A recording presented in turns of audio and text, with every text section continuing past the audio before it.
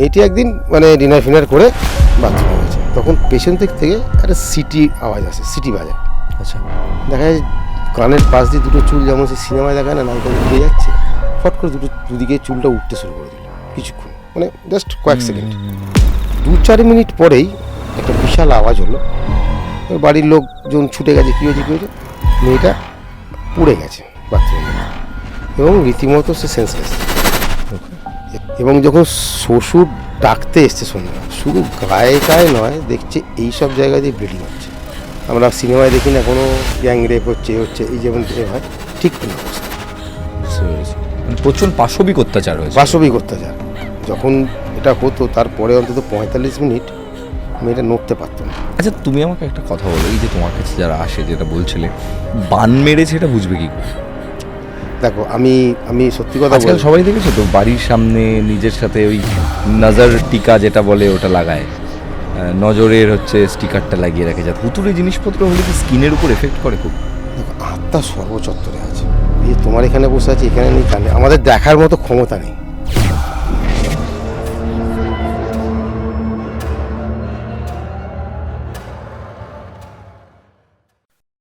নমস্কার, সকলকে স্বাগত জানাচ্ছি প্রেত কথা লাইভ পডকাস্টের সম্পূর্ণ নতুন একটি এপিসোডে। আমি গৌরব আছি আপনাদের সঙ্গে, এবং আজকে আমার যিনি গেস্ট, তিনি খুব স্পেশাল একজন মানুষ, সৌম্যদা। এবং সৌম্যদাকে ইন্টারনেট মাধ্যমে আপনারা চেনেন অন্য রকমভাবে, অন্য নামে, কিন্তু আজকে আমি এখানে সম্পূর্ণ নতুন রকমভাবেই আপনাদের সঙ্গে আলাপ করাতে চাই।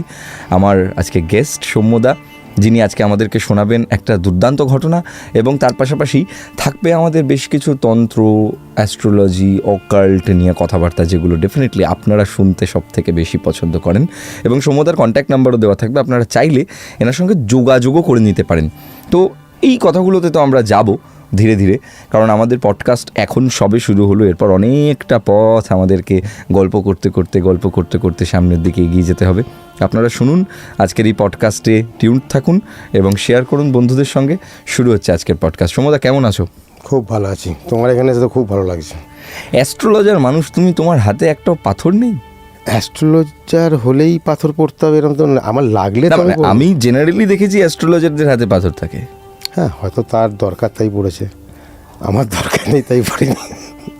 কারণ দরকার না থাকলে পড়লে তো আবার উল্টো কাজ হবে। আচ্ছা, অতএব আমার যখন দরকার নেই তখন। তোমার হাতে ওটা কি পাথর? ওটা কি কোনো পাথর নাকি জাস্ট এমনি রিং? না, একটা পোকরাজ আছে, ছোট্ট পোকরাজ আছে। আচ্ছা, মানে ওটাই শুধু তোমার দরকার?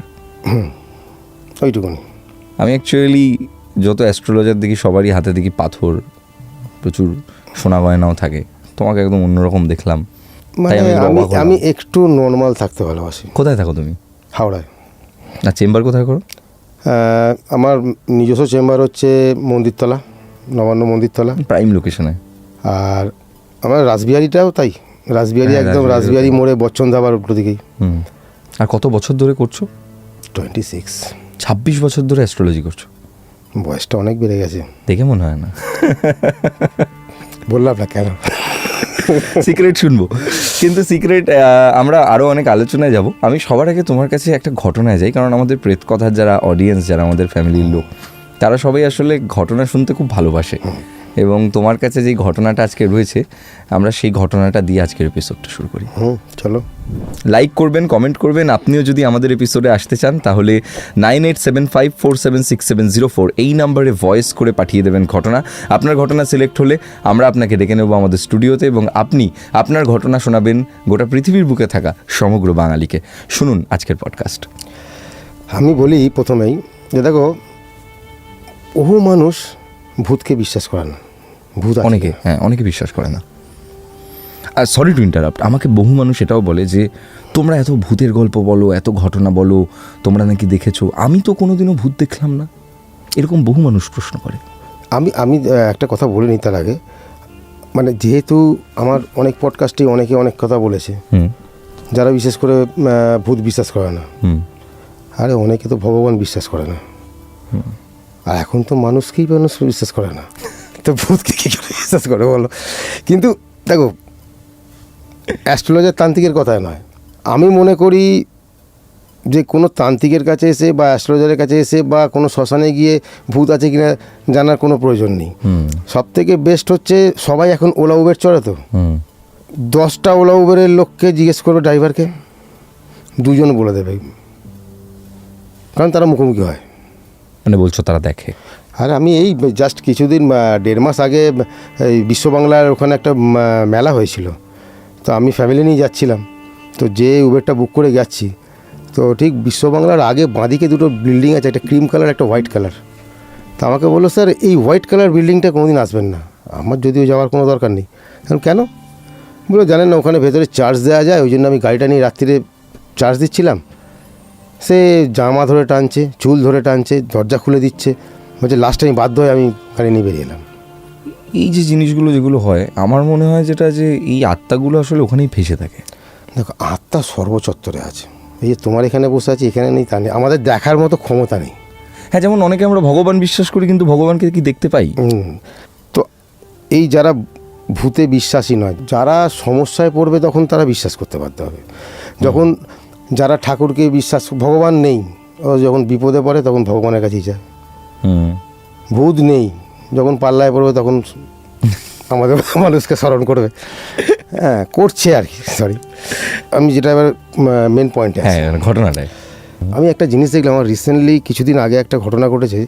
আমি একটা জিনিস উপলব্ধি করলাম যে এই যে আত্মাগুলো হয়, যখন কোনো মহিলাদের অ্যাটাক করে বা তাদের শরীরের মধ্যে আসে, যদি তারা ধরো ভালো লেগে যায়, ভালোবেসে ফেলে, তাদেরকে যদি কোনো রকমভাবে ছাড়াতে তো হয়, তাকে কোনো না কোনো মানে আমাদের মতো তান্ত্রিক বলো, ওঝা বলো, যেই হোক, করার পর তাদের হয়তো শরীর বন্ধন করে দেওয়া হলো, সে হয়তো তখন আসতে পারলো না। কিন্তু এই নয় যে তারা আসে না, তারা কিন্তু না সুযোগ, তারা 10 বছর পরে হলেও আসে। আমি এরকম একটা ঘটনা আমার সামনে এলো। যেরকম শুনি, মানে আমার হাওড়াতেই, আমার চেম্বার থেকে 200 মিটারের ভেতরে একটি মেয়ে থাকে। তো মেয়েটি বিয়ের ঠিক 2 বছর পর ঘটনাটা স্টার্ট হয়। আচ্ছা, মানে বাড়িটা কিরম জানো তো, বাড়িটা টালির ছেলের বাড়ি, মানে প্রেম করে বিয়ে করা। মেয়েটির বাড়ি কিন্তু তোলা ফাঁকা, যে ছেলেটিকে বিয়ে করেছে সে একটুখানি ফিনান্সিয়ালি আনস্টেবল। এবার টালির বাড়ি কিছু বাথরুম হয়তো একটু দূরে, এখানে রান্নাঘরটা এদিকে, এরম হয়তো। ওই বাড়িটার ঠিক লাগোয়াই হচ্ছে একটা মসজিদ রয়েছে। মেয়েটি কি মুসলিম নাকি? না, মেয়েটি হিন্দু। মেয়েটি হিন্দু এবং তার পরিবারও আচ্ছা। হিন্দু, মানে শ্বশুরবাড়ি। তো এবারে অনেকে, গরমকাল, এবার গরমকালে অনেকেরই থাকে কি বলতো, যে ডিনার হয়ে গেল, একটু বিশেষ করে মেয়েদের যে গা ফা ধুয়ে ফ্রেশ হয়ে শুতে যাচ্ছে, কারণ টালির ছেলের বাড়ি এরকম নিশ্চয়ই এসি নেই। তো মেয়েটি একদিন মানে ডিনার ফিনার করে বাথরুমে গেছে, গিয়ে যেমন ফ্রেশ হয়ে যখন এবার ঘরের মধ্যে আসছে, তখন পেছন দিক থেকে একটা সিটি আওয়াজ আসে, সিটি বাজায়। আচ্ছা, তো এরকম ও এদিক ওদিক তাকালো, কারণ অনেক ব্যাপার, অনেক ক্ষেত্রে দেখা যায় কি আশেপাশের ছেলেকে উঁকি মারে দেখতে চায়, হয়তো ঘটনা। তো ও ভাবলো সিটিকে মারলো, তো একবার এদিক ওদিক তাকালো, তাকিয়ে ওভারলুক করে চলে গেল ঘরে। দ্বিতীয় দিন মেয়েটি এবার কী হচ্ছে, রাত্রিবেলা তোমার রান্নাবান্না মোটামুটি হয়ে গেছে, এবারে ডিনারের জন্য ব্যবস্থা করছে আর কি। তো হট করে কোনো হাওয়া বইছে না, কিছু বইছে না, মেয়েটার খুব বড় চুল দেখা যায়, কানের পাশ দিয়ে 2টো চুল, যেমন সেই সিনেমায় দেখায় না নায়িকাদের উড়ে যাচ্ছে, ফট করে দুদিকে চুলটা উঠতে শুরু করে দিল কিছুক্ষণ, মানে জাস্ট কয়েক সেকেন্ড। আর যখনই চুলটা উড়লো, তারপরেই একটা সেই বাঁশি বাজানোর মতো করুণ আওয়াজ, একটা সিটি, মানে মেয়েটা বাধ্য হলো তার এদিক ওদিক তাকাতে।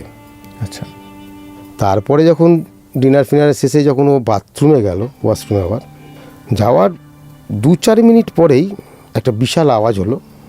এবার বাড়ির লোকজন ছুটে গেছে, কী হয়েছে, মেয়েটা পুড়ে গেছে বাথরুমের মধ্যে, এবং রীতিমতো সে সেন্সলেস। ওকে। এবার যখন তার ওয়াইফ, হাজব্যান্ড কোনোরকমভাবে দরজা ফরজা খুলে ঢুকেছে, তখন দেখছে যে তার শরীরে কোনো বস্ত্র নেই, ওই রকমভাবেই রয়েছে। তাকে তুলে নিয়ে এসছে ঘরে, কিন্তু অবাক কাণ্ড, যে বস্ত্রটা ছিল সেটা কিন্তু আর পাইনি। বস্ত্রটাই নেই? না, বস্ত্রটা পাইনি। সে সায়া হতে পারে, যাই হোক হতে পারে, টাওয়েল হতে পারে, সেই জিনিসটা আর পাইনি। তো সেই মুহূর্তে পড়ে গেছে বলে চলে এসছে, বা তখনও তাকে জড়াবার জন্য খুঁজছিল কি, তখনও পাইনি। তারপরে ওকে জল টল দিয়ে যেমন নর্মাল বাড়িতে করে, পড়ে গেছে। তারপর থেকে দেখা যাচ্ছে মেয়েটা গুম হয়ে যাচ্ছে, যেমন হয় না কোনো কারোর শরীরে কোনো একটা কিছু ভর করলে বা যায়, গুম হয়ে থাকতো, চুপ করে থাকতো, একদিকে তাকিয়ে থাকতো এরকম। তো এইসব দেখে ও শাশুড়ি আর কি পাশে যা কোনো তার যা ছিল, যে যাকে বলেছে এরম এরম ব্যাপার, মনে হচ্ছে কোনো রকম হাওয়া বাতাস লাগলেও লাগতে পারে, তো পাশেই তো মাজার, তো বললো তুমি একটু যাও, ওকে নিয়ে যাও, নিয়ে গিয়ে একটু ঝাড়িয়ে ঠুড়িয়ে নিয়ে এসো। তো এবার যখন গেছে ঠিক মাজারের দরজা, তার 2 কদম আগে কোনো শ্যাওলা নয়, কাদা নয়, কিছু নয়, ভদ্রমহিলা সেই শুকনো ডাঙায় আচার খাওয়ার মতো ধুম করে পড়ে গেল। পড়ার পর তার হাত পাত ছড়ে ছাড়ে এমন হলো যে সে আর মাজারের ভেতর ঢুকতে পারলো না। আচ্ছা, এবার মেয়েটা ঢুকলো, মেয়েটা তো আর কিছু বলতে পারছে না, যার মধ্যে আছে সে তো আর কিছু, যিনি নিয়ে গেছিলেন তিনি তো ভেতরে গেলে তো বলতে পারতো মৌলি সাহেবকে যে এর এই সমস্যা। মেয়েটা ঢুকেছে, মেয়েটাকে নর্মালি ঝেড়ে ঝুড়ে দিয়েছে, চলে এসছে। মোটামুটি তারপরে বেশ কিছু মাস ঠিকঠাক কোনো প্রবলেম হয়নি। তার 1 মাস 1.5 মাস পরেই আর কি মেয়েটি বুঝতে পারে যে প্রেগনেন্ট। হ্যাঁ, ওকে। তারপরে বাচ্চা কাচ্চা একটা খুব সুন্দর বেবি হয়, কন্যা সন্তান। সেখানেও কোনো সমস্যা হয়নি। এবার যখন ওই বেবিটা নিয়ে বাড়ি আসে না, তারপর শুরু। এবার যখন বেবিটাকে নিয়ে বাড়ি এসছে, তারপর কি হচ্ছে, ওর হাজব্যান্ডকে আর সহ্য করতে পারছে না, এবং হাজব্যান্ডকে মানে সন্তান যে হাজব্যান্ড নেবে বা আদর করতে দিচ্ছে না। আচ্ছা। এবং হ্যাঁ, শাশুড়ি শুলো বাচ্চার সঙ্গে, ও ঠিক আছে, কোনো মহিলাদের কোনো ব্যাপার না, কিন্তু কোনো ব্যাটা ছেলেদের কোনো আশেপাশে আসতে দেওয়া পছন্দ করছে না। এবং তখন তো মেয়েটা বলতে পারেনি, যখন সব কিছু শেষে ওই লোক এরাই বলেছিল, তারপর ওরা ওই তখন করতো কি, ওই ঠিক রাত 2টোর পর আসতো, আর মেয়েটির সঙ্গে, মেয়েটি তখন পুরো অবসজ্ঞান টাইপের, মানে তার কোনো হুঁশ থাকতো না, ওই মেয়েটির সঙ্গে তখন ফিজিক্যাল রিলেশন করতো। আচ্ছা, রাত 2টোর পর। সেটা মেয়েটা বুঝতে পারতো? হ্যাঁ, এবং মেয়েটা পরে বলেছে যে যখন এটা হতো তারপরে অন্তত 45 মিনিট মেয়েটা নড়তে পারতো না, যখন ছেড়ে বেরিয়ে যেত। এবং গায়েতে নানা রকমের সেই আঁচড়ের দাগ। প্রথম তো যেখানে আঁচড়ের দাগ হতো চাপা দিয়ে রাখতো, কাউকে বলতে বলতো না। এবং পরে আস্তে আস্তে সেটা হাতে, গলায় শুরু হয়, তখন সবাই দেখতে পায় যেটা কী হচ্ছে। তো এখানে আর একটা জিনিস হলো কি, যখন এই অবস্থায়, আর ওখানে ঘর থেকে বেরোতে দিত না, মানে ওকে সবাই ঘরে রাখার চেষ্টা করতো, কারণ ঘর থেকে বেরোলেই ওর উৎপাত মানে ভাঙচুর, মানে যাচ্ছে তাই ব্যাপার, হয়তো ঘর থেকে বেরিয়ে চলে যাবে, গিয়ে কিছু করবে, এরকম একটা ব্যাপার।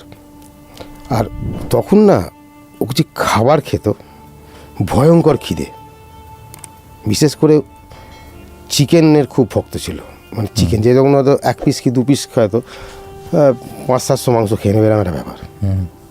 যখন ও বাচ্চাটা হয় না, অনেকেরই হয় ব্রেস্ট মিল্ক কম থাকে, তো ওরও ব্রেস্ট মিল্কটা কম ছিল, যার জন্য বাচ্চাকে একটু গুঁড়ো দুধ ইউজ করতো।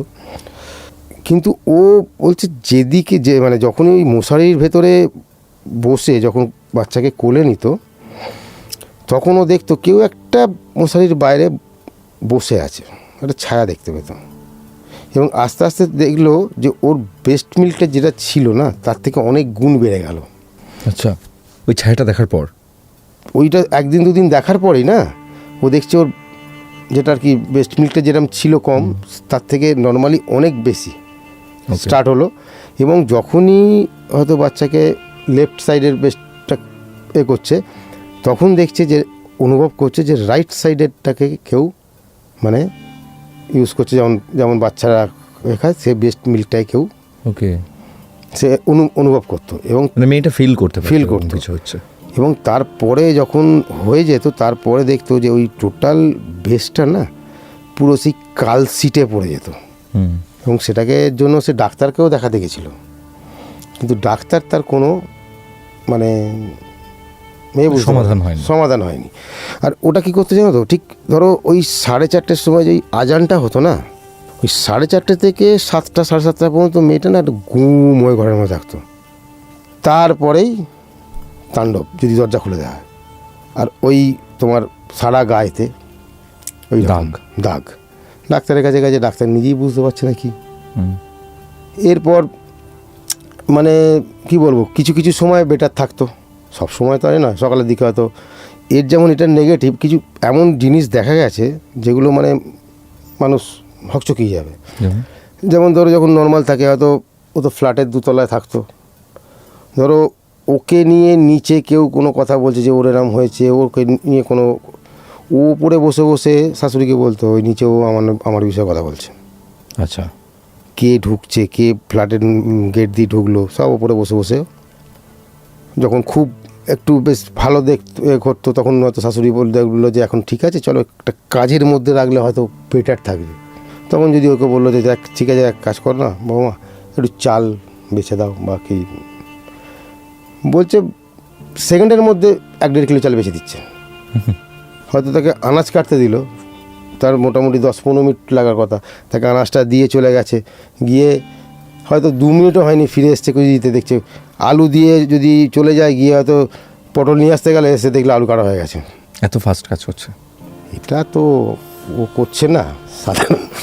তো এই জিনিসটা হওয়ার পর ও কিন্তু না মানে কীরকম একটা হয়ে গেছিল। তো তারপরে এই ওনার শাশুড়ির কোনো একটা রিলেটিভ 24 পরগনা থেকে এসেছিল, কোনো মানে নেমন্তন্ন বা যাই হোক কোনো কারণে দেখা করতে। তো উনি ওকে দেখে না, ওনার একটা নেগেটিভ কিছু মনে হয়েছিল যে চোখটা দেখে যে এর মধ্যে কিছু ব্যাপার আছে। তখন শাশুড়িকে বলেছিল দেখো তোমার বৌমাকে দেখে আমার ঠিক ভালো ঠেকলো না, এরকম কিছু গল্প আছে, কিছু ব্যাপার আছে। তখন ও শাশুড়ি সব গল্পটা ওকে বলো ঠিক আছে, আমাদের ওখানে একটা মাজার আছে, সেখানে এক মৌলী সাহেব আছে, আমি ওনাকে গিয়ে জানাচ্ছি, দেখছি কি বলছেন। তো জানিয়েছিল। তো মৌলী সাহেব বলেছিল যে তুমি যার হয়ে এসছো খুব সাবধান, সে তোমাও ছাড়বে না। আচ্ছা, ঠিক আছে। তো তারপরে এত আর কি মানে বাড়াবাড়ি হয়ে গেছিল যে মানে এত জোর যে একটা মানে কাঠের আলমারি বা আলমারিকে এরকম মারলে না ভেঙে নামিয়ে দিচ্ছে। এটা কোথায় করেছে এই জিনিসগুলো? বাড়ির মধ্যেই হচ্ছে। ওই জন্য তোকে দরজা অশান্তি করতো, এরকম ভয়ঙ্কর কোনো কারণ ছাড়াই অশান্তি, কোনো কারণ। ওই জন্য দরজা বন্ধ করে রাখা তো। শুধু বাচ্চাটাকে কিও ঠিক রাখতো? বাচ্চাটাকে কিছু করতো না, কিন্তু একটা সময়তে কিন্তু বাচ্চাটাকেও আর ভালো লাগতো না ওর। অ্যাকচুয়ালি ভালো তো ওর লাগছে না তা নয়, ভালো লাগছে না আছে, কারণ সে হয়তো সে যখন তার গায়ে যাচ্ছে বা সে যখন বেস্ট মিল্কটা খাচ্ছে সে আর সহ্য করতে পারছে না, ও কেন খাচ্ছে। ওনার এই মেয়েটির শাশুড়ি আর যে ভদ্রমহিলা দুজনে মিলে গেছিলো ওই 24 পরগনায় মাজারটাতে। কিন্তু বললে বিশ্বাস করবে না, ওখানে মাজারে ঢোকার আগেই শাশুড়ি ধমাস রাস্তায় পড়ে গিয়ে হাঁটু মাটু ছড়ে তার অবস্থা খারাপ। তো মাজারের যে নিয়ম বলছে তুমি কার জন্য এসছো, তোমার তো হবেই। এবং সঙ্গে যে নিয়ে গেছে মানে 24 পরগনা যে ভদ্রমহিলা, তাকে বলছে তুমি চিন্তা করো না, তুমিও রেডি থাকো, এরকম ব্যাপার। হ্যাঁ। তো এই যে বাড়ি থেকে 24 পরগনায় গেছে, গিয়ে সকাল থেকে সন্ধ্যে পর্যন্ত, আমরা হাসছি কিন্তু ব্যাপারটা কতটা রিস্কি, মানে যাদের সাথে ঘটেছে তারা কোন সিচুয়েশনের মধ্যে দিয়ে গেছে সেটা ভাবছি। এবার দেখো, এবার যে জিনিসটা হয়েছে বলতে পারো মানে ভয়ঙ্কর আরও। মানে এই যে সময়টা গেছে সকাল থেকে সন্ধ্যে রাত্রির পর্যন্ত আসা যাওয়াটা, তখন ফ্ল্যাটে তো হাজব্যান্ড তো যায় কাজেতে, রাত্রিরে ফেরে, তখন ফ্ল্যাটে রয়েছে শ্বশুর, মেয়েটি, বাচ্চাটা। মেয়েটি বলছে যতক্ষণ এই সময়টা ফাঁকায় পেয়েছিল ততক্ষণ মেয়েটা পুরো অজ্ঞান অবস্থায় মাঝখানে বোধহয়। ফ্ল্যাটে মানে এটা কোথায়? ওনাদের ফ্ল্যাটে, ওই 24 পরগনার না, ওই বাড়িটা যেটা ছিল পরে ওটা ফ্ল্যাট হয়ে গেছিলো। আচ্ছা আচ্ছা আচ্ছা, মানে মাঝখানে এটা তুমি স্কিপ করে। হ্যাঁ, ওটা সরি আমার বলতে ভুল হয়েছে, ওটা পরে 1-1.5 বছর পর ওটা ফ্ল্যাট হয়ে গেছিলো। আচ্ছা, ওই জায়গাটা ভেঙে। তো ওই ফ্ল্যাটে যখন ছিল ওই মানে মেয়েটি এবং বাচ্চাটা, তার মধ্যে বললো আমি একবার মনে আছে দুপুরবেলা উঠে বাচ্চাটাকে খাইয়েছিলাম, তারপর থেকে ওই বেরোবার পর থেকে সন্ধ্যে 7টা পর্যন্ত মেয়েটা অঘরে, মানে তার কোনো হুঁশ ছিল না। আচ্ছা। এবং বলছে মানে সকাল থেকে যতক্ষণ হয়েছে ততক্ষণ অন্তত 5 বার 6 বার ওর সঙ্গে মানে ফিজিক্যাল মানে শারীরিক অত্যাচার করেছে। এবং যখন শ্বশুর ডাকতে এসছে সন্ধ্যেবেলা, শুধু গায়েটায় নয়, দেখছে এই সব জায়গা দিয়ে ব্লিডিং হচ্ছে। অ্যাকচুয়ালি অনেকটা দেখা যায় না যে বলা উচিত না অন ক্যামেরা, আমরা সিনেমায় দেখি না কোনো মেয়ে বা রেপ হয় গ্যাং রেপ হচ্ছে এই যেমন এ হয়, ঠিক ওই অবস্থা। বুঝতে পেরেছি, মানে প্রচণ্ড পাশবিক অত্যাচার হয়েছে। পাশবিক অত্যাচার। তো তারপর আসার যখন শাশুড়ি এলো, এসে শুনলো, শুনে তো অবাক, সঙ্গে সঙ্গে খবর দিল যে কোনো মুহূর্তে। তখন উনি এসছিলেন মৌলী সাহেব, এসে ওনারও তো একটা ক্ষমতা আছে, আমরা যেমন কাজ করি আমাদেরও একটা আলাদা পাওয়ার আছে। তো তাকে ধরা হয়েছিল এবং তাকে বহুবার বলা হয়েছিল যে তুমি কোথা থেকে এসছো বা তোমার নাম কি। ও শুধু একটা কথাই বলছে যে আমি কোথাও যাব না, এ খুব সুন্দর, মেয়েটা খুব সুন্দর দেখতে অ্যাকচুয়ালি, আর খুব বড় বড় চুল, এ খুব সুন্দর, একে আমি খুব ভালোবাসি, এর কাছে আমি থাকবো, আমি যাব না। তো এটা ন্যাচারালি প্রথম চোটে এরকম করে সব। তো অনেক এ করার পর লাস্টে ও হাত দেখিয়ে দেখাচ্ছে ওই মাজারের দিকটা যে আমি ওই দিকটা থেকে এসেছি। ওকে, নামটা বলতে চাইছিল না। তারপরে অনেক চলে না, কথোপকথন চলে, অনেকক্ষণের কেস, অনেকক্ষণের এগুলো চলে। তো 10 বার বললে একটা কথা উত্তর দেবে, তাও কোনো উল্টো উত্তর দেবে। তো তখন নাম বলেছিল, যার নাম সিরাজ। আচ্ছা।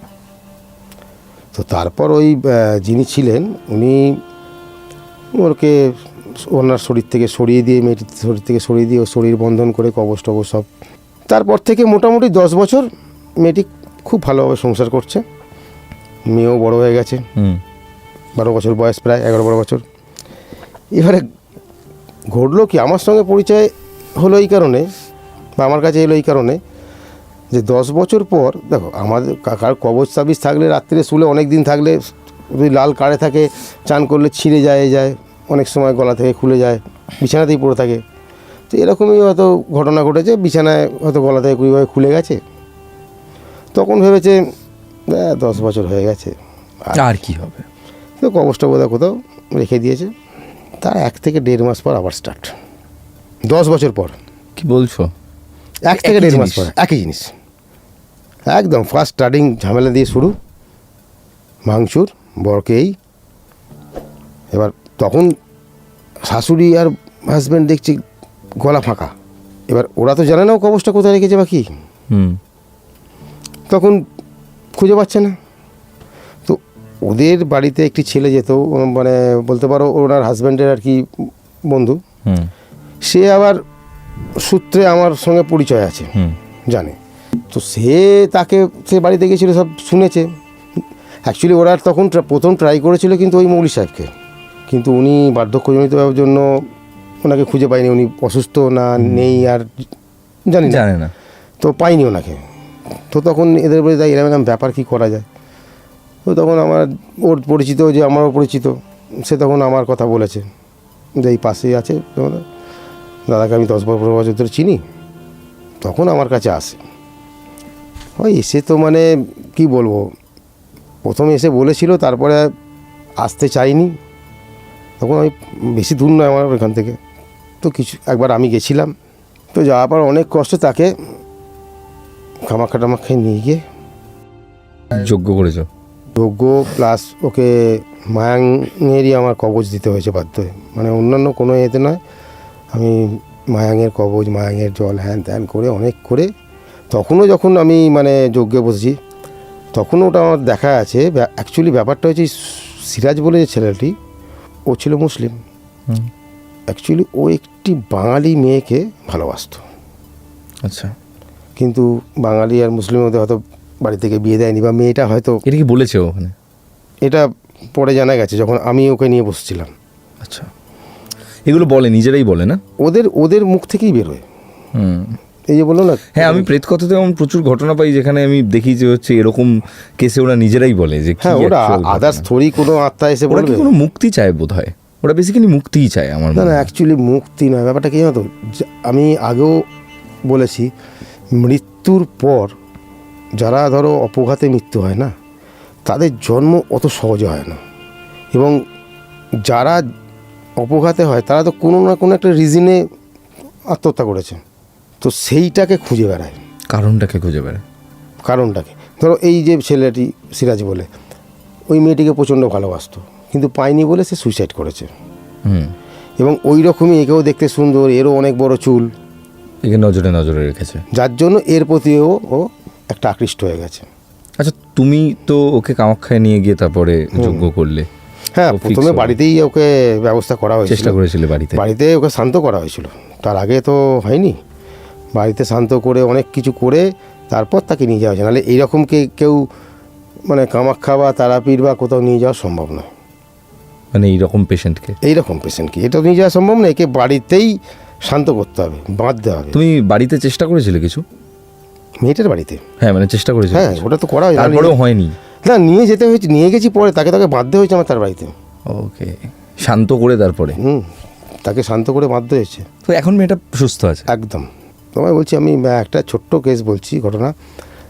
কিছুদিন আগে বলতে 10 দিন আগে কলকাতায় একটি ছেলে প্রচণ্ড শিক্ষিত, প্রচুর অগাধ পয়সা, মাকে নিয়ে ফ্ল্যাটে রয়েছে, যে সে মেয়েটির সঙ্গে ভালোবাসতো তার সঙ্গে ছাড়াছাড়ি হয়ে গেছে, বাবাকে বার করে দিয়েছে, কোনো আত্মীয়র সঙ্গে কোনো রকম যোগাযোগ রাখে না, সবাইকে গালাগালি বন্ধ করে, বাড়িতে ভাঙচুর করে, আর শুধু একটা কোনো মেয়ের নাম করে বলে ওকে এনে দাও।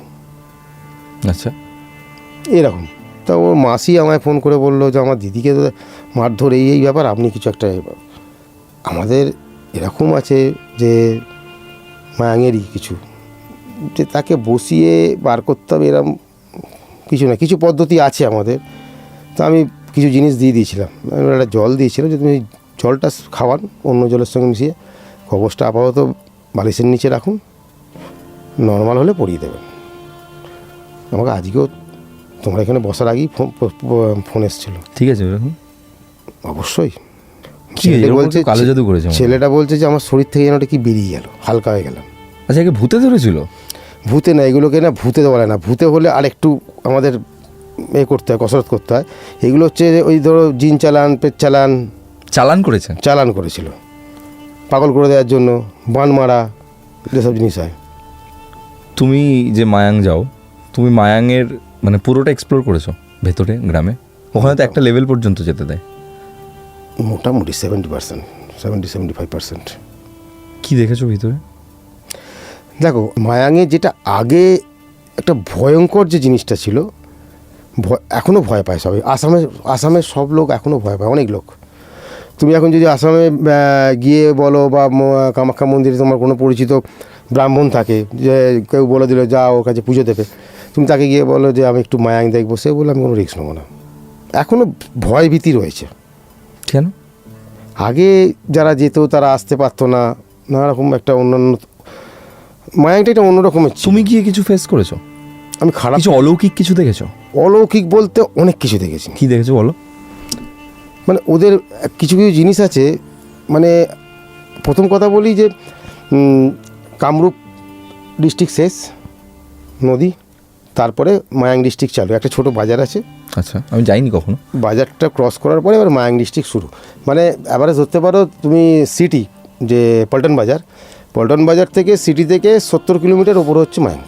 আচ্ছা, অলমোস্ট 1.5 ঘন্টা 15 ঘন্টা লাগে। এবার তুমি একটা পর্যন্ত যাবে, তুমি বুঝতেও পারবে না এটা কী আছে। এখন অনেকটা ডেভেলপ হয়েছে, প্রথম 10-12 কিলোমিটারের মধ্যে অনেকটাই ডেভেলপ হয়েছে। নর্মাল পাহাড়ি গ্রাম? পাহাড়ি গ্রাম। তারপর এবার তুমি যত ভেতরে যাবে, আমি একটা জিনিস, ওখানে কোনো মন্দির নেই, কিন্তু কোনো মন্দির নেই, কোনো ঠাকুরের মন্দির পাবে না। তাহলে আমি কতগুলো তোমাকে দিয়ে দিচ্ছি।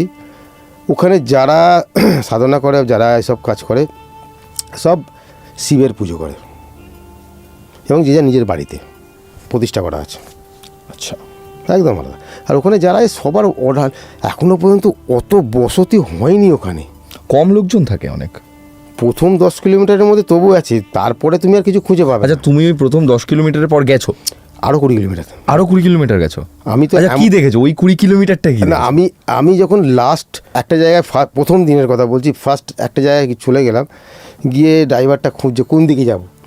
তো আমি নামলাম, নেবে অনেকক্ষণ বসছিলাম বলে, নেবে ডান দিকে তাকিয়ে দেখছি যেমন সেই পাহাড়ের সামনে অঢেল জায়গা পড়ে রয়েছে, জমিকে জমি, পাহাড়, আর তোমার গরু চড়ছে। দেখলাম ডান দিকে, বাঁ দিকে তাকিয়ে দেখি ওরকম একর জমি ফাঁকা, একদম পাহাড় আর এই। তো দেখলাম ওখানেও গরু চড়ছে, কিন্তু গরুগুলো যেন অত্যধিক মোটা। আমি বললাম যে এদিকের গরু আর ওদিকের গরুগুলোর মধ্যে বলছে ওটা গরু না, ওটা গন্ডার। হ্যাঁ, গন্ডার, ওটা 50-60টা গন্ডার, ম্যাক্সিমাম 200-250 মিটারের মধ্যে। কি বলছো? রিস্কি ব্যাপার তো এটা। আমি রীতিমতো ভয়তে না, মানে এতে গাড়িতে উঠতে যাচ্ছিলাম। খুব রিস্কি ব্যাপার। বললো ওরা আসবে না, যদি ওরা রাস্তায় থাকতো তাহলে কিন্তু আমাকে গাড়ি ঘোরাতে হতো, কারণ গাড়িটা ঘোরাবে কোথায়, এই যে জায়গা, মানে খুব রিস্ক গাড়ি ঘোরানো। তাই বললাম ভাই চলো। তখন আমাকে বলছে যে এখানে অ্যাকচুয়ালি গন্ডারের ভয় তো আছে মুখোমুখি পড়ে গেলে, হ্যাঁ, বলছে এখানে অ্যাকচুয়ালি ভয় হচ্ছে চিতার। প্রচুর চিতার উপদ্রব আমি মানে শুনেছি। কোন গাছের ওপর থাকবে, সে সকালে হোক আর বিকেলে হোক। আমি যখনই যাই না কেন, মোটামুটি সন্ধ্যের পর আমি ওখান থেকে বেরিয়ে আসি, আমি আবার সিটিতে চলে আসি। তুমি যে 20 কিলোমিটার আর এক্সট্রা গেলে ভিতরের দিকে, ওখানে জনবসতি ছিল নাকি? খুব ছিল? কম, খুব কম। প্রথম যখন গেছিলাম তখন মানুষই দেখতে পাচ্ছিলাম না, বাড়ি রয়েছে সেটা মানুষ। মানে তুমি যদি ওখানে গিয়ে থাকতে চাও, ওই 20 কিলোমিটার আরও ওপর দিকে উঠে যদি থাকতে চাও, থাকতে পারবে না? মানে থাকাটা খুব চাপ হয়ে যাবে। মানে দেখো একটা কথা বলবো, ওখানে মানে খুব নামকরা মানুষ রয়েছেন ওখানে। তো যেই জায়গাটা পর্যন্ত আমি লাস্ট যাই, আমি একটা ওখানে বট গাছ আছে খুব ভয়ঙ্কর। তুমি ওই বট গাছের নিচে যখন যাবে, আমি যখন ফার্স্ট যেদিন গেছিলাম, আমার একটা টার্গেট ছিল জানো তো, কারণ বহুদিন আগে একটা ইউটিউবে কোনো একজন কেউ জানি না কীভাবে ছেড়েছিল, তো আমি ওইটাকে টার্গেট করেছিলাম যে ওখানে যাবে, যে ওখানটা যাবো, ওইটা মানে ঠিকঠাক জায়গা, আমি তাহলে মায়াঙ্গেই পৌঁছলাম, মানে ওইটা। কিন্তু আমি যখন গাছের নিচে ওই জায়গাটায় গেছি, তখনও কিন্তু ভাবছি আমি এটা কোন দিকে যাব। হঠাৎ ডান দিকে তাকিয়ে দেখি গাছটা পুরো লাল কাপড়ে মোড়া আছে গোড়াটা, হ্যাঁ এই তো গাছ।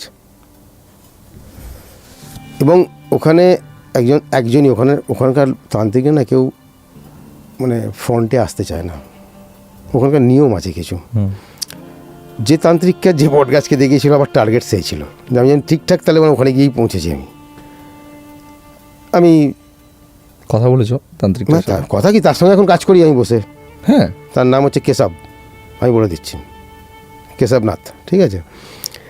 তো ওর আরও আছে 4-5 জন আছে আমার, যাদের সঙ্গে তার মানে তুমি মায়াঙ্গে বসেও কাজ করো এখন মাঝে মাঝে?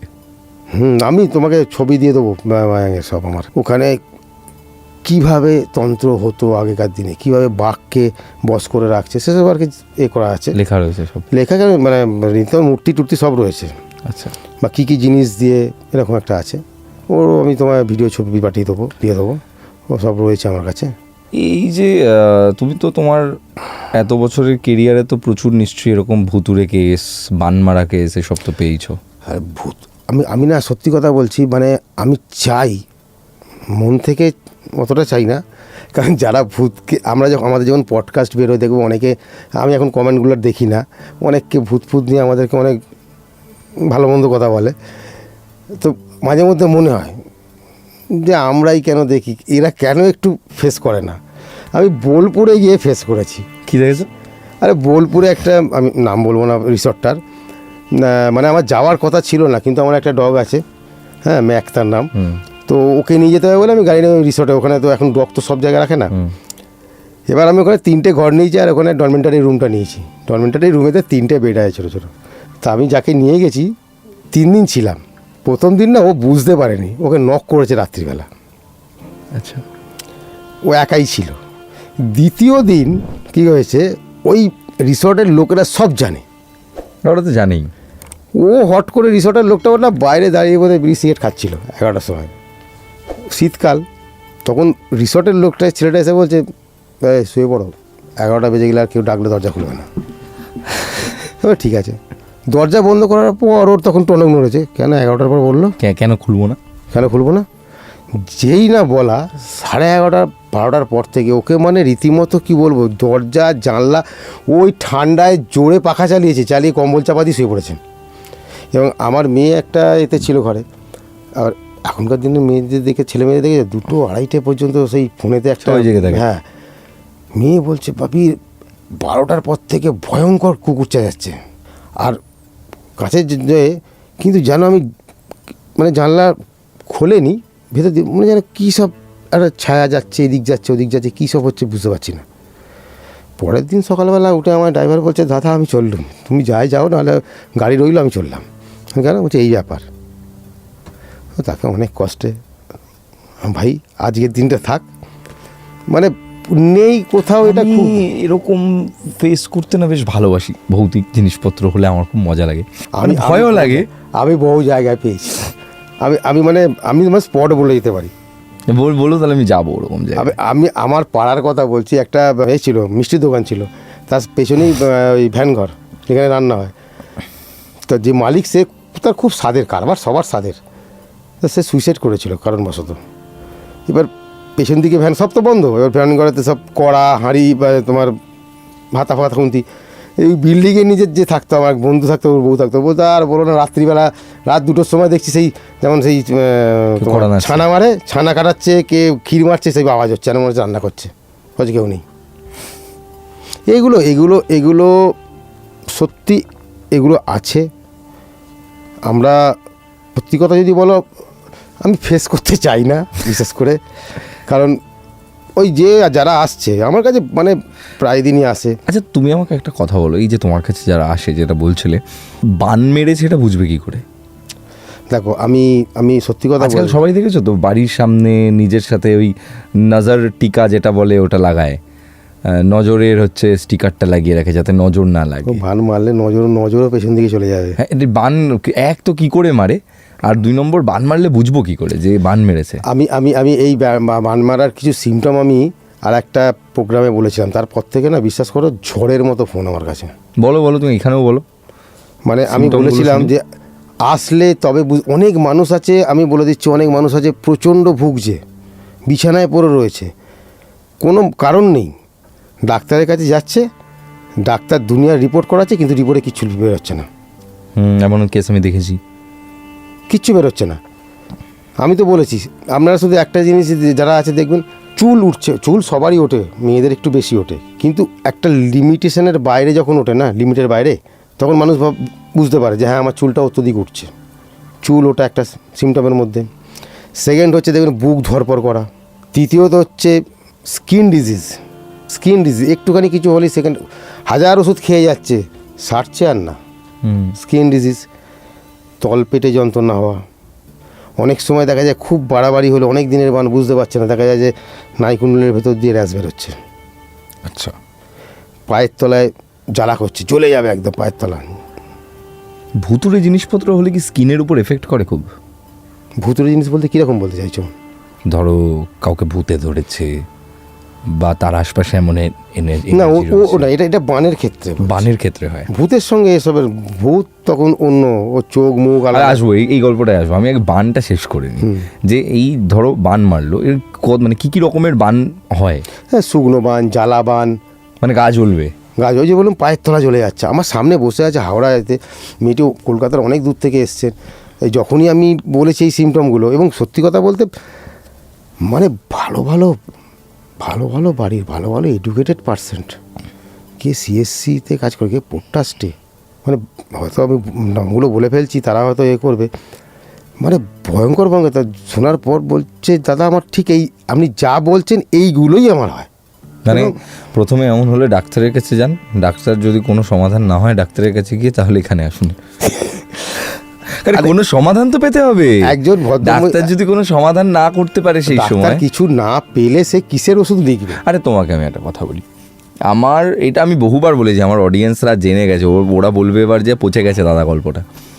আমার একবার স্কিনে হলো কি সমস্যা আমি তোমায় বলে বোঝাতে পারবো না। আমার স্কিনটা পুরো মানে কুমিরের খোলের মতো শক্ত হয়ে গেল, আমার স্কিন জুড়ে পুরো র্যাশ উঠে কেমন একটা হয়ে গেল, চোখ মুখ ফুলে রয়েছে। ডাক্তারের কাছে গেছি, 2-3টে ডাক্তার দেখিয়েছি, কিছুতেই কমেনি।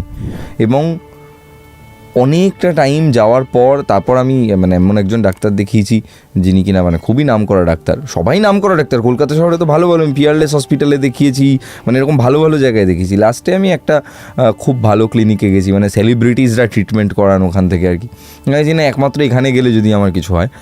তাও উনি যে ওষুধ দিয়েছেন, আমি ধীরে ধীরে 6 মাস ট্রিটমেন্টের পর সে মানে ঠিক হয়েছি। কিন্তু আমার সাথে যে কি হয়েছিল ওটা আমাকে কোনো ডাক্তার এখনো পর্যন্ত প্রপার রিজন বলতে পারেনি, এবং আমি অবাক হয়ে গেছি। আমি বলছি এটা কি একজেমা? বলছে না, দিস ইজ নট একজেমা। একজন ডাক্তার বলছে তোমার মুখে কি কোনো আলোর রিফ্লেকশন পড়েছিল, স্টুডিওতে বসো। আমি সে তো আমি ছোটোবেলা থেকে বসি। আমার বলছে যে না, তোমার কি কোনো এরকম ফুলের রেণু থেকে কিছু হয়েছে, তুমি কোনো জঙ্গলে গেছিলে? যে না, এরকম তো কোনো ব্যাপার নেই। ঠিক, কেউ কোনো রকম সলিউশন করতে পারেনি। এবং এর পিছনে কিছু হয়তো অলৌকিক কারণও ছিল, সেটা আমি জানি যে কী কারণ থাকতে পারে। যাই হোক, বাট আমি তারপর ধীরে ধীরে ধীরে ধীরে করে রিকভার করেছিলাম। এবং সেই সময়টা আমার জীবনে প্রচণ্ড খারাপ সময় চলছিল, মেন্টালি ব্রেকডাউন আমার একটা মোমেন্ট চলছে, শরীরটাও ভালো যাচ্ছে না, সব দিক থেকে আমি হ্যাঁ এটাতে ভেঙে পড়েছি। এটা কি বান মারা? কেউ কি মেরেছিল? তোমার ব্যাপারটা কি এই অন ক্যামেরা বলা ঠিক হবে? থাক না, অফ ক্যামেরা তোমার সঙ্গে কথা বলবো এই ব্যাপারটা নিয়ে, তোমার ব্যাপারটা নিয়ে। না ঠিক আছে, মানে এটা তো মাই পাস্ট। না দেখো, এই বানমালে যেগুলো রিজন বললাম, এর সঙ্গে আরও দুটো রিজন আছে। বলো। সেটা যে পরিমাণ একটা মানুষ, ধরো তুমি সারা রাত্রিরে 4টে রুটি খেতে, সকালে যতটা ভাত খেতে, খাওয়ার পরিমাণ কমতে কমতে প্রায় না খাওয়ার জায়গায় চলে যায়। আমি তো খুব কম খেতাম, আমি এখনও কম খাই, জেনারেলি আমি কম খাওয়া। এখন কম খাচ্ছে অনেকে মানে ফিগার মেনটেন করার জন্য। না আমি এমনি কম খাই, কিন্তু হ্যাঁ তখন বোধহয় সত্যি আমি একটু কমই খেতাম। সেই সময়টা আমার জন্য ওয়াজ ভেরি টাফ। এইগুলো। আর আমি দেখেছি, এখন একটা জিনিস আমি দেখছি, ওখানে কোনো নেগেটিভ কাজ হবে না, সব পজিটিভ। সব পজিটিভ। একমাত্র শর্টকর্মের মধ্যে বশীকরণ ছাড়া বাদ বাকি যা কিছু, কেউ বললো বিদ্বেষণ, কাউকে ছাড়াছাড়ি করাতে হবে। আরে আমি বলছি যে দেখুন, স্বামী স্ত্রীর মধ্যে অন্যজন একজন ঢুকে গেছে, তাকে বার করে দিন, কি গ্যারান্টি আছে বিদ্বেষণ করবো না? এরকম একটা ব্যাপার।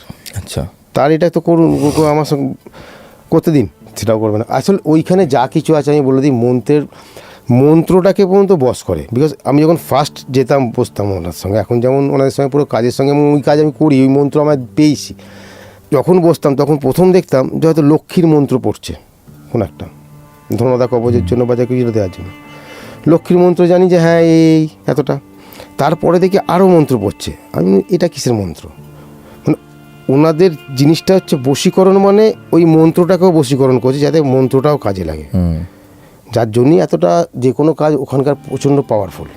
ওখানে জিনিসটা এটাই, এখানে কোনো নেগেটিভ কাজ, ভালো যদি হয় তো বলো ঠিক আছে, নেগেটিভ কোনো কাজ হবে না। আর আমি একটা জিনিস বলছি, শর্টকাট নেগেটিভ কাজের জন্য না, সব থেকে আদর্শ জায়গা তন্ত্রের কাজের জন্য, কিন্তু অনেক কাজের জন্য অনেকটা স্পট দরকার হয়। কোনো কাজের জন্য নদীর ধার, নদীর পাড় চাই, নদীর পাড়ে করলে ভালো হবে। যেমন ধরো কালসর্পযোগ, হ্যান ত্যান। সেই হিসেবে আমি মনে করি শর্টকর্মের মধ্যে কোনো কাজ করতে গেলে, কালা জাদু বা ব্ল্যাক ম্যাজিক, কোনো কাজ আমরা যদি ভালো কাজ বা মন্দ কাজ যাই করতে চাই, সব থেকে আইডিয়াল হচ্ছে যে বেটার জায়গা হতে পারে না, সেটা হলো তারাপীঠ শ্মশান শর্টকর্মের জন্য। সব রকম ভালো মন্দ। কারণ দেখো, প্রথম কথা হচ্ছে সিদ্ধপীঠ, দ্বিতীয় কথা হচ্ছে শ্মশানের পাশেই হচ্ছে দ্বারকা নদী। নদীর পাশে বসে করছি কিন্তু শ্মশানও পাচ্ছি। সব থেকে বড় কথা বামদেবের সাধনাস্থল। তো এই সব জায়গায় কিন্তু এই কাজ, দেখো তন্ত্রে কেউ যদি বলে কামাখ্যা স্ট্রং, কোন কাজ কোন জায়গায় সঠিক হবে দেখা যায়। তুমি যে আমার কাছে আসছে, আমি তো জানবো যে এইখানে গিয়ে অপারেশন করলে ঠিক হবে না ওই নার্সিংহোমে গিয়ে অপারেশন করলে, কোথাকার ইনফ্রাস্ট্রাকচারটা ঠিক আছে এই কাজের জন্য যা লাগবে, স্থান জায়গা। তো সেই অর্থে কামাখ্যা অবশ্যই পাওয়ারফুল। তার ওপরে আছে, যেমন আমি প্রথম যখন মায়াঙে গেছিলাম, পরিষ্কার আমার একটা কথা বলেছিল, কামাখ্যা তন্ত্র আলাদা, তারাপীঠ তন্ত্র আলাদা, মায়াং তন্ত্র একদম আলাদা। আচ্ছা, ওখানে যেসব দ্রব্য ইউজ করা হয় না কিছু, সেগুলো গাছগাছরার, সেই গাছ তুমি পাহাড় ছাড়া পাবে না। এক্স্যাক্টলি, মানে ওখানে ট্রপিক্যাল জায়গায় যে সমস্ত জিনিস পাবো ওগুলো তো এখানে পাবো না। আবার ওগুলো এখানে আনতে গেলে অনেক খরচা হবে। খরচা কি নষ্ট হয়ে যাবে ওয়েদারের জন্য? ওয়েদার থাকে না তো, যখন যে কাজ হয় সেই কাজ তুলে নিয়ে এসে করা হয়।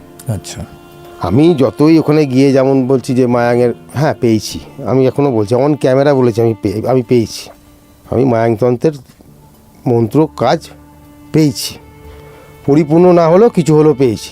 একসঙ্গে কোনো গুরুই দেয় না, অল্প অল্প অল্প যতটা পেয়েছো। হ্যাঁ, কিন্তু পেয়েছি, এরা বুক বাজিয়ে বলতে পারি পেয়েছি, যে মন্ত্রটা আমি এখানে বসে বলেও একটা কাজ করতে পারি। আচ্ছা, ঠিক আছে, কিন্তু কিছু যেতে আমার হবে একটা তন্ত্রের, যদি আমি 4 রকম কাজ করি, ওখানে আমার হ্যাঁ, মানে যেতে হবে। পজিশনে তো পৌঁছতেই হবে। মানে এমনিও মন্ত্রপাঠ করা যায়, আবার একদম আসনে বসে মন্ত্রপাঠ করা সেটা একদম আলাদাই হ্যাঁ। জিনিস। পজিশনে যাওয়াটা তো খুবই ইম্পর্ট্যান্ট। আমি ওই জন্যে তোমার যদি কোনো মানে না থাকে, আমার যে চ্যানেল আছে অ্যাস্ট্রো সৌমাচারিয়া, হ্যাঁ, আমার ফেসবুকও তাই একই নামে, আমি লিঙ্কগুলো দিয়ে দিচ্ছি, হ্যাঁ। আপনারা চাইলে সৌম্যদার সঙ্গে কন্ট্যাক্ট করতে পারেন, আমি ফোন নাম্বারও দিয়ে দিচ্ছি। আমি ওতে প্রতিনিয়ত আমার দেয়া থাকে। মানে তোমার আপডেটগুলো দাও তুমি, হ্যাঁ। সেখান থেকে গিয়ে লোকে তোমাকে দেখতেই পাবে যে তুমি দেখতেই কখন পাবে। কোথায় যাচ্ছ, দেখতে পাবে কি ওখানে। করছো। প্লাস আমি অনেক কিছু টিপস দিই সব Remedies আমার বলো। যারা চ্যানেল বা ফেসবুক যারা ফলো করবে তারা পাবে। মায়াং থেকেও করি। তাহলে আজকের এই আড্ডাটা কিন্তু জমে গেছিলো। আজকে খুব মানে এত অর্গ্যানিক একটা সুন্দর আড্ডা হলো, আমি খুব এনজয় করলাম আজকের এই আড্ডাটা। আপনারা ডেসক্রিপশন বক্সে দেওয়া যে লিঙ্ক রয়েছে, সৌম্যদার সঙ্গে যোগাযোগ করতে পারেন, কথা বলতে পারেন, নিজেদের প্রয়োজনে সৌম্যদার থেকে পরামর্শ নিতে পারেন, এবং ফোন নাম্বার আমি দিয়ে দিচ্ছি, কল করে আপনারা বুকিংও করতে পারেন। এবং সবথেকে মজার বিষয় হলো যে প্রচুর গল্প শুনতে পারেন এরকম চ্যানেল ফলো করলে। গল্প শেষ হলো কোথায়, আবার তাহলে বসতে হবে। হ্যাঁ, আবার তাহলে বসতে হবে। তো আজকের মতো পডকাস্টটাকে এখানে এন্ড করব, কারণ এই গল্পের কোনো শেষ নেই আসলে। না। এবং এরপর আমি জানতে চাইবো যে সেদিন তাহলে আমার সাথে কি হয়েছিল, এটা জানতে চাইবো। আর আজকের মতো তাহলে চলি। থ্যাংক ইউ সৌম্যদা, আমাদের এত সুন্দর ঘটনা উপহার দেওয়ার জন্য, এবং তোমার এই মায়াংয়ের সম্পর্কে, তোমার মায়াং জার্নি, এই বিষয়টা নিয়ে আমরা এত কিছু জানলাম, এবং তোমার যে মায়াংয়ের তন্ত্র এটা আমার মনে হয় মায়াং সব থেকে বড় তন্ত্রস্থান, এবং অনেক তান্ত্রিকেরই একটা আশা থাকে, আমারও ছিল, সেটা তোমার ক্ষেত্রে পূরণ হয়েছে, আমি করেছি।